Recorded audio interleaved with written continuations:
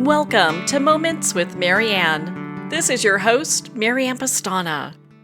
And we're here today with special guest, Vasavi Kumar, who's here to share with us her new book, Say It Out Loud, Using the Power of Your Voice to Listen to Your Deepest Thoughts and Courageously Pursue Your Dreams.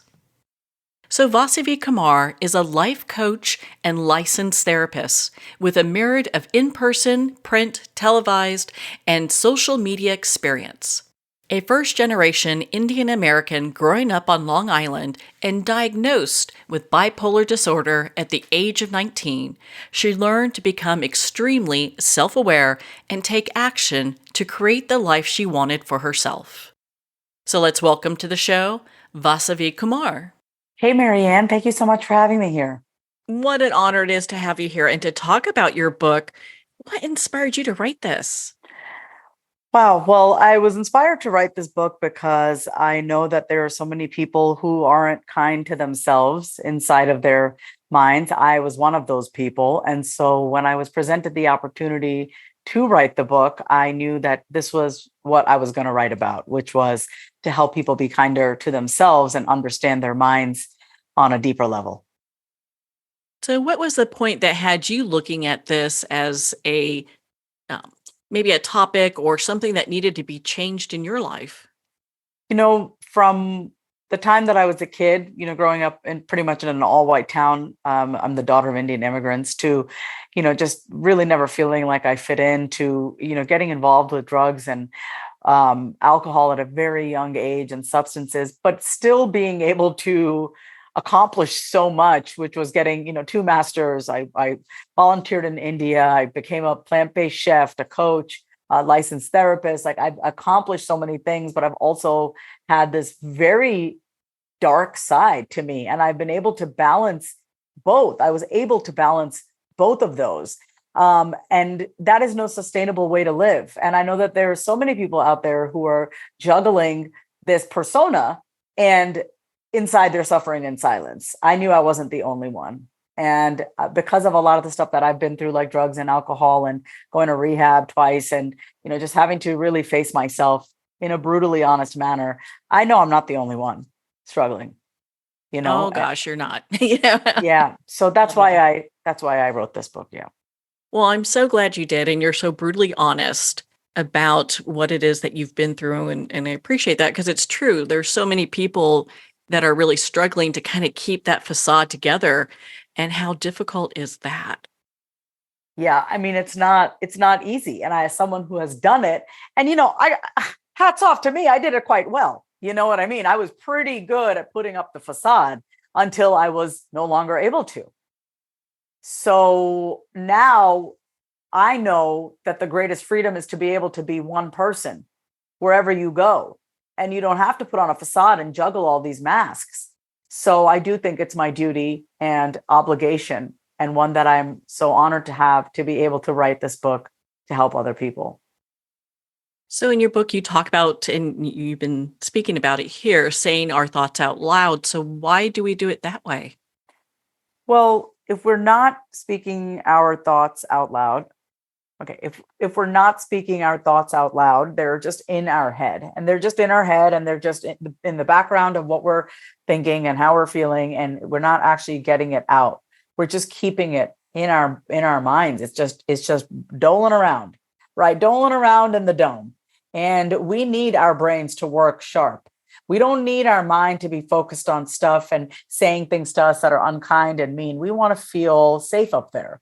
We want to feel motivated in our minds. We don't want our minds to attack us. We want our minds to motivate us. And so the only way you can really work on something and really acknowledge it and do something about it is by seeing it, hearing it, feeling it. You have to actually feel what it is that you're doing and why you're doing it. So when you say the mean things that you say to yourself out loud, you can't unhear it. You're forced to have to listen to how you speak to yourself. Once you listen to how you speak to yourself internally, and you're like, can't believe I talk like that to myself, you can't unhear it.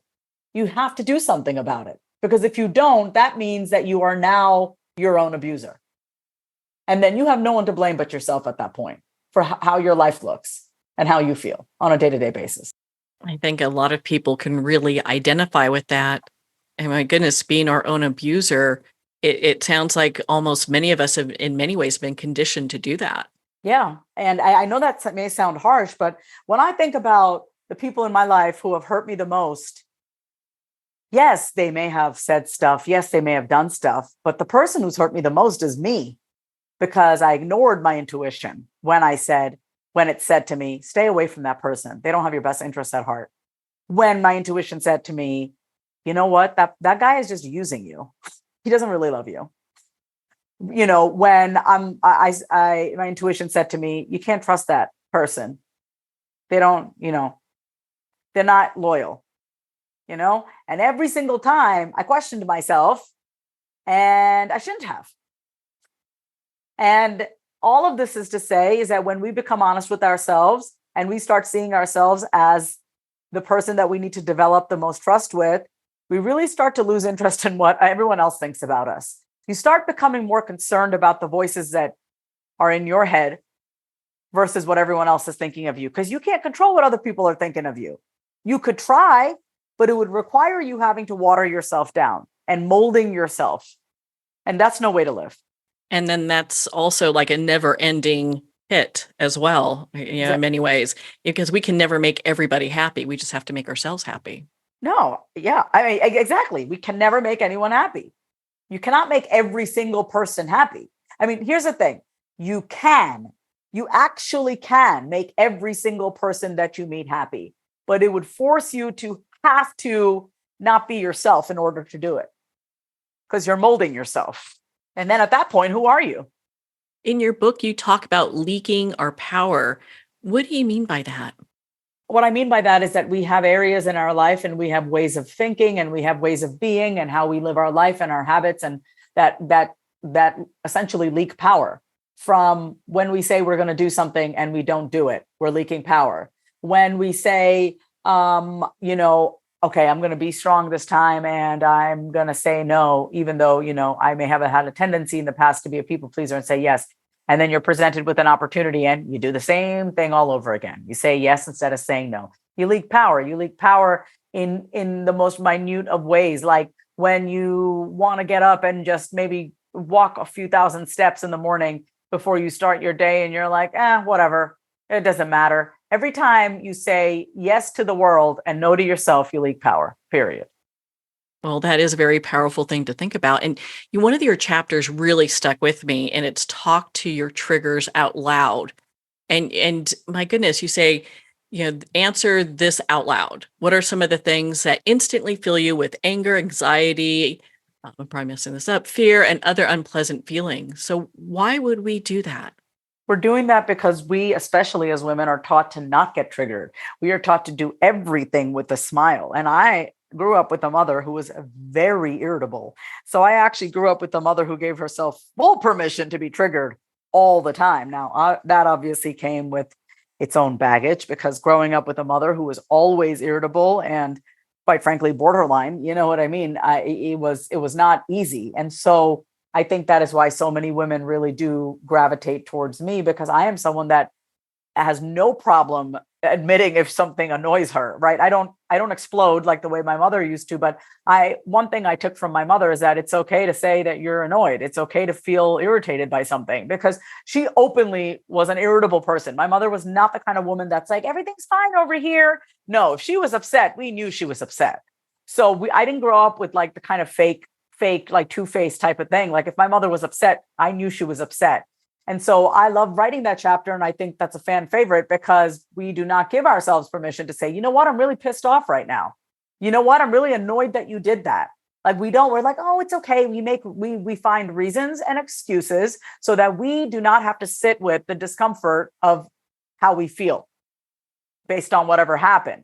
And all that does is it just makes you more and more fake, to be honest. It keeps you very fake, and it keeps you very bottled up. And I'm not saying that you have to explode and say this is the most annoying thing ever and just make this big drama about it, but at least acknowledge it the way you want to acknowledge it, right? In the way that you want to acknowledge it, that you're annoyed. Like allow yourself to be triggered and allow yourself to be triggered, and then be like, all right, what can I learn from this? Like, what's really going on inside of me? What is this trying to teach me here? But also in the chapter, I say, do not go straight to trying to find the lesson. You got to actually sit with, how does it feel to be so annoyed right now? How does it feel to be so triggered by this thing? Whatever, just feel it, calm, cool down. And then you can kind of get to the bigger lesson here, Do you find that most people want to try to get through that part as quickly as possible, so they're not really sitting with the emotions? 10 out of 10. Most people do not like sitting with the discomfort of being triggered. Who does? But I think there's a certain yumminess. It's kind of juicy, when you really start to see your triggers as information, like, ooh, what's going on here? Ooh, I'm feeling a little jealous right now. Ooh, I'm feeling a little triggered by this person's tone of voice. Oh, what's going on? Like, you start to get really curious about yourself. Oh, you'll learn so much about yourself in a fun way. Instead of being like, oh, I'm triggered. It's like, oh my God, like everyone is so scared of triggering and being triggered. It's like, why don't we use that as information to understand ourselves rather than censoring other people? I don't need to censor myself because you don't know how to handle your triggers. You get what I'm saying? Yes. Yeah. It's like, yes, be intentional about the words you use. Like, you focus on you and your emotional regulation. Don't focus on censoring me. And so if we all became more comfortable with being with our own triggers, we would not be so triggered by everyone else, and we wouldn't be trying to control everybody else rather than getting a control over our own emotions. Well, and that would seem kind of counterproductive to actually working on ourselves, where we're trying to get everyone else to shape up to what we think would be the way we want them to treat us, as opposed to dealing with our own personal issues, right? Yeah, absolutely. Like, here's the thing. Okay. There's a standard by which I treat myself. I talk to myself with the utmost respect. I treat myself with the utmost dignity and integrity and honesty and care. Some days I can be a real to myself. I'm not going to lie.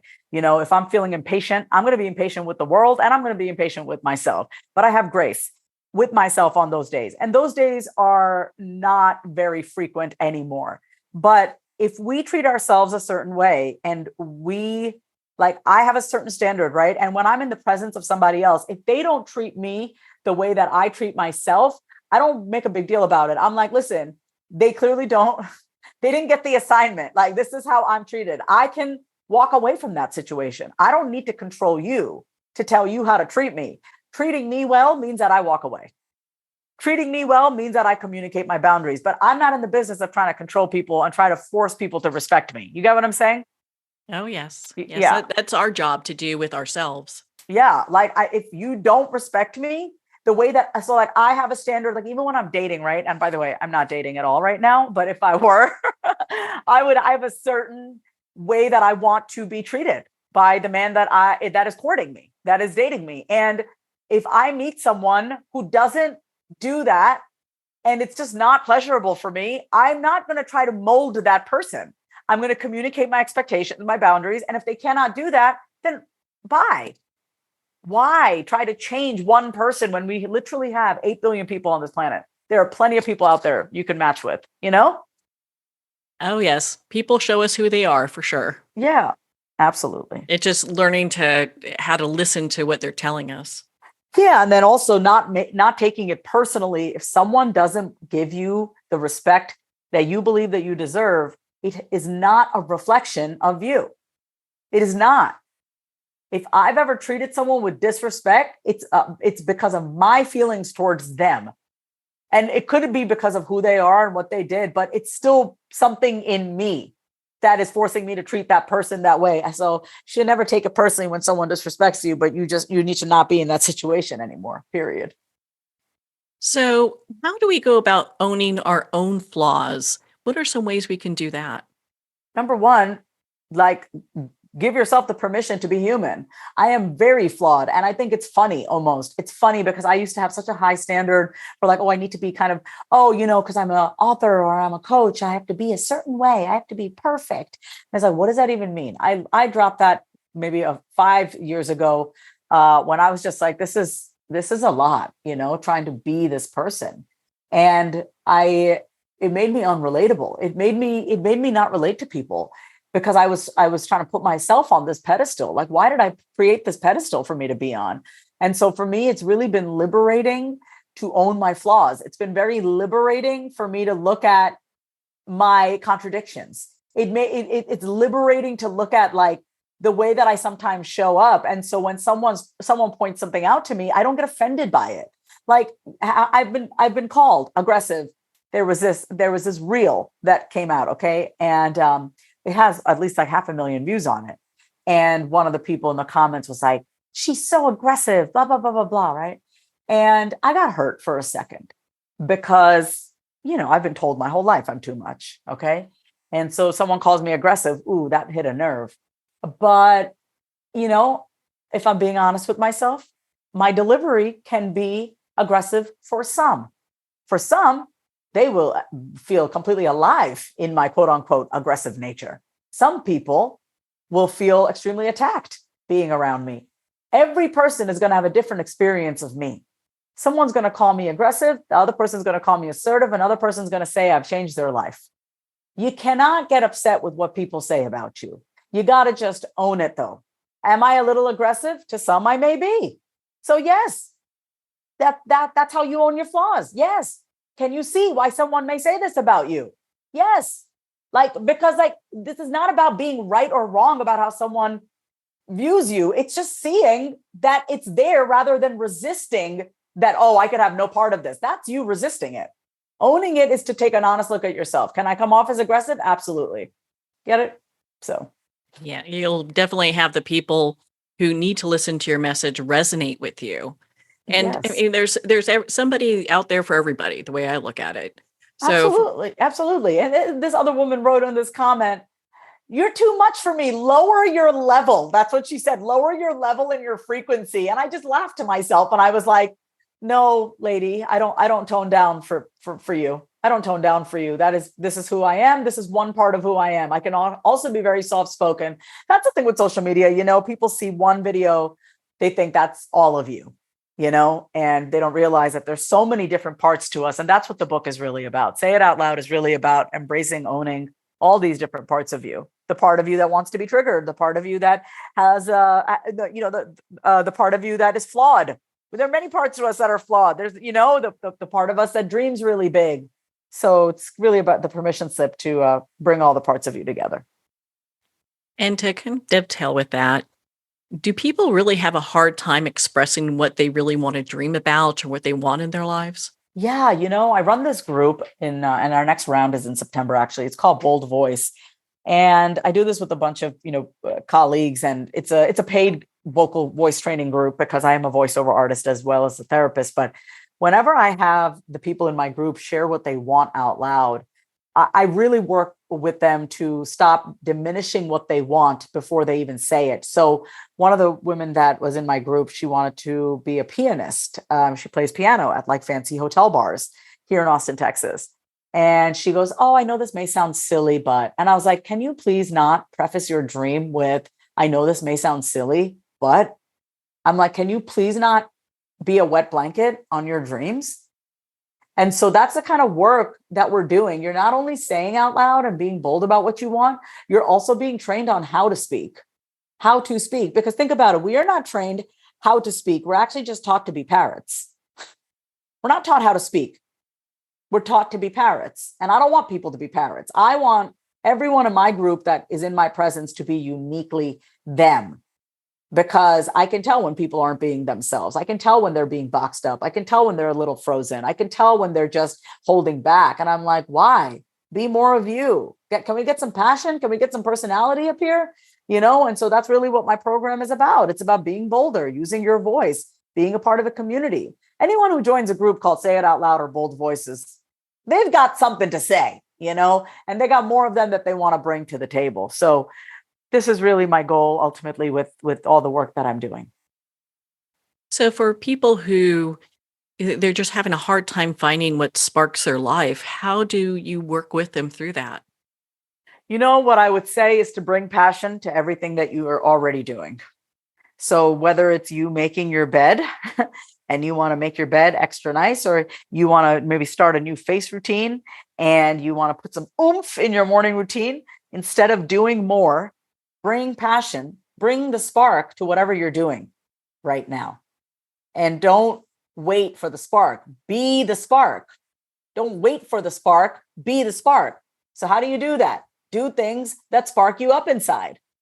What are you doing to spark yourself up, So that's what I would suggest.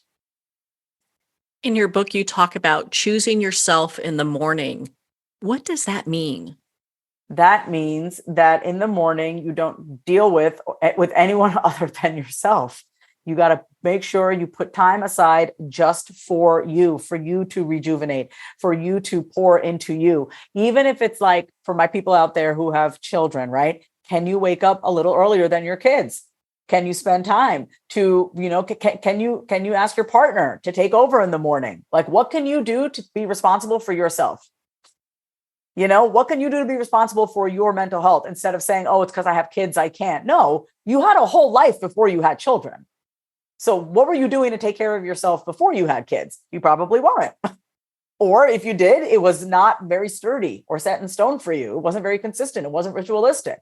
You have an opportunity now to start taking care of yourself and be the example for your children. So take 15 minutes, do your face, make your coffee. If you want to, if you want to read a devotional book or something, whatever it is, right? Like a daily motivational reader, do something, 15 minutes. You can't give yourself 15 minutes in the morning, so this is not a time issue. This is a worth issue. You are worth the 15 minutes. That's what I would suggest. And it's important that you do that because you are literally pouring out to other people and they deserve the best parts of you and you deserve to feel that way too. How about those folks that hear, well, you're selfish for spending that time on yourself every day? You know what I would say? Well, sooner or later, that tiredness of yours is going to spill out in the form of resentment, snippy comments on the people around you. That's pretty selfish if you ask me. I like that. Yeah. Yeah. So how important is having a sense of a higher self as you're working through this process of being able to really own your voice and own yourself?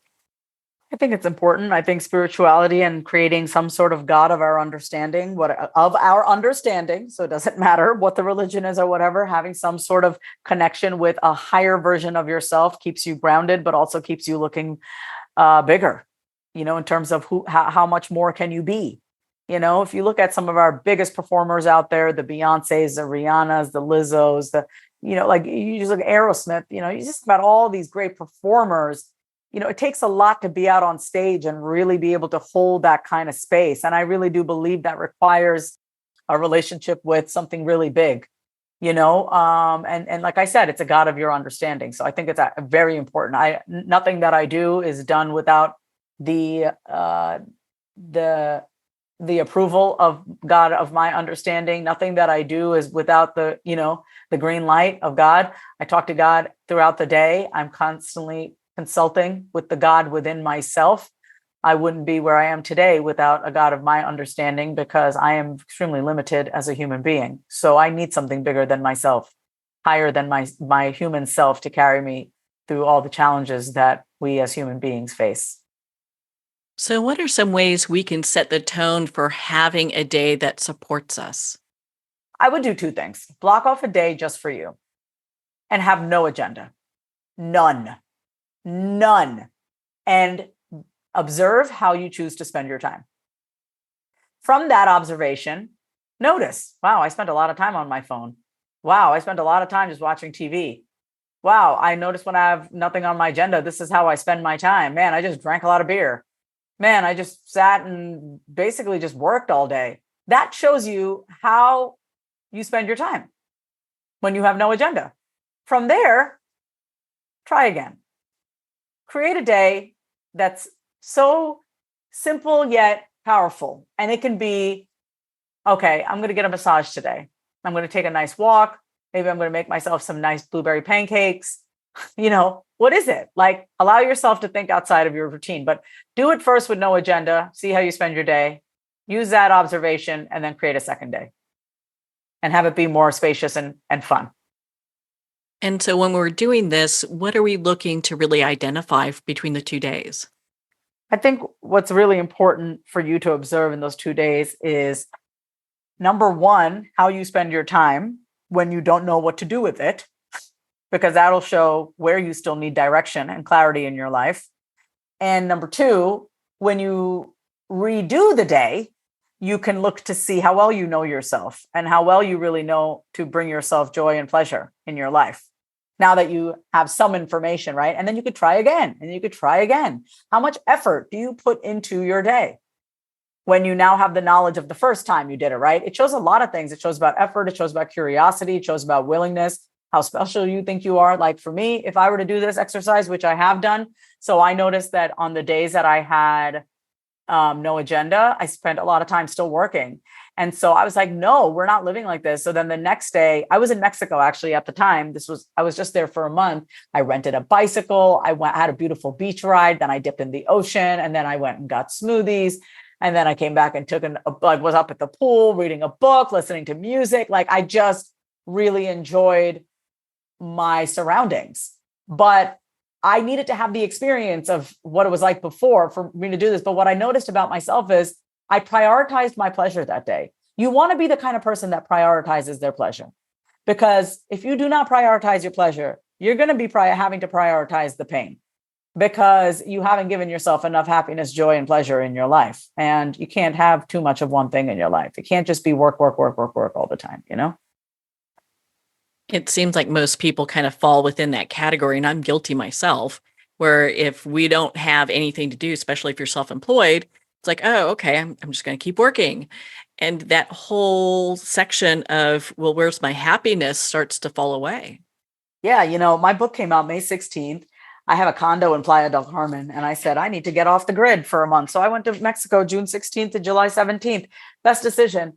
You know, whenever I work with clients and I work with people and they're speaking and stuff like that, and I say to them, like, you're boring to listen to, you know, and like, you hire me for the truth. I'm going to tell you the truth. You're boring to listen to, right? And they get all flustered and whatever. And I say, well, what do you do for fun? And I was like, they don't do anything for fun. I go, well, you're boring. You're boring. Your delivery is boring. Your words, everything you say is robotic. You can tell that you don't have a life outside of your business. Like, you need to have stuff to fuel you so that you show up more powerfully in your business, whether you're a podcast host, a coach, a marketer, whatever it is. So that's the kind of stuff, I mean, straight up, that I work with people, because what I realize is it's not so much that you're not a good communicator or that you're not good at what you do. It's that your personal life has taken such a back seat that you have no personality anymore. You've just become this like neck up operating business owner, and people can feel that through the camera. People can feel that through the earbuds. You know, I narrated my audiobook, Say It Out Loud. And God, I'm a trained voiceover artist, but I've gotten so much great feedback on the audiobook. I listened to this other person's audiobook. She has a huge following on Instagram. I could not listen to it. She sounded like a robot. And that's fine, you know, that's fine. But my point is, it's like our words carry vibration. And so if you're using your voice and your written word as your vehicle and your instrument to convey your message, and you're wondering why your message isn't landing, why it's not sticking, like, how come people aren't like, how come I'm just not having fun? How come my videos aren't getting a lot of engagement? It's like, well, watch your stuff and read your stuff. Would you be interested in what you have to say? No, if you're not even hooked on what you have to say, then think about what it's like for somebody else. This is why we need to have more fun in our life. I agree with you on that. Yeah. Yeah. I mean, like, I know when people are around me, they wake up, and I know that. And I know the energy and the presence that I bring. I am completely aware of the energy that I bring when I walk into a room, because I work at it. This energy that I have is not just like 10 cups of coffee. I have 1 cup of coffee a day. Okay. This is pure God energy. I am running on something bigger than myself. I'm running on my play, my purpose, my pleasure. It's very important that we are having fun in our life, and we're having those magical moments with ourselves. Oh my goodness. What just a profound book your book is. Say It Out Loud. Where can our listeners connect with you and be part of your community and learn more about your work? Thank you so much for asking. So I'm on Instagram at My Name is Vasavi. My Name is Vasavi is the handle. I do have a program coming out September 7th called Bold Voice. It is a 6-month voice and self-expression training program. If you're listening to this after September and you want to join, you can still join. Just email my team at vasavikumar.com. And yeah, my website, everything, all thing Vasavi is at vasavikumar.com. Well, Vasavi, thank you so much for taking the time to be on the show with us here today. And also, Marianne, I forgot to say the book is available everywhere. Amazon, Barnes & Noble, all the places. This book is also available at the publisher, New World Library, so make sure to check out newworldlibrary.com. We're going to pause here for a quick moment, and we'll be right back after these messages from our sponsors.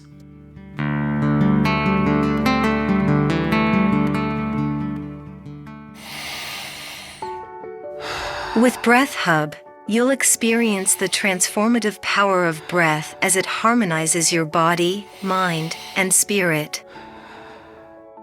Recommended by experts in fitness, sports, psychology, and medicine. Meet the scientific way of being well. Breath Hub. Breathe better, live better.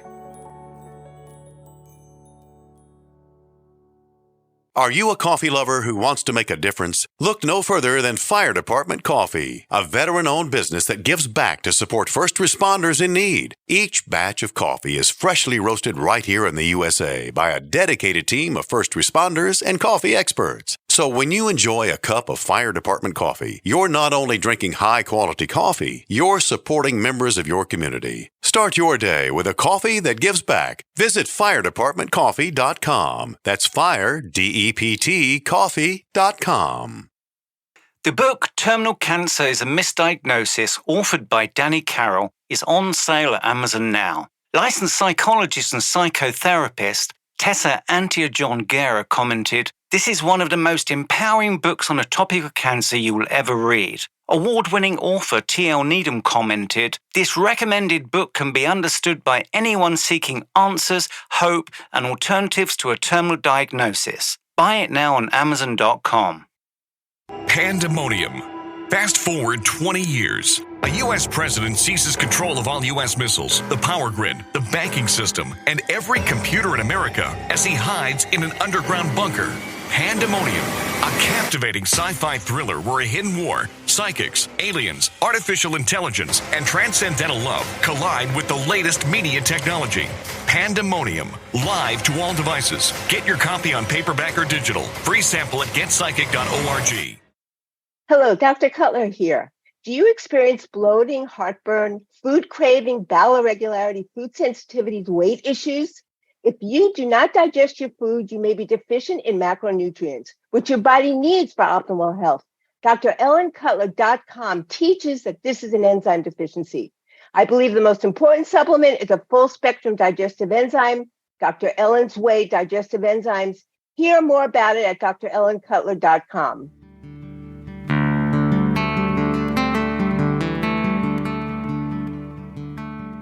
I'd like to thank Jason Eastwood at Guitarfulness for sharing his inspiring music and talent with us. His music is known worldwide for cultivating atmospheres of harmony, inner peace, and clarity. Visit Jason's website at guitarfulness.com. Join his newsletter, be part of his community, and download his music. Well, we're at the end of our time today. I'd like to thank everyone for tuning in. You've been listening to Moments with Marianne, where we make every moment count.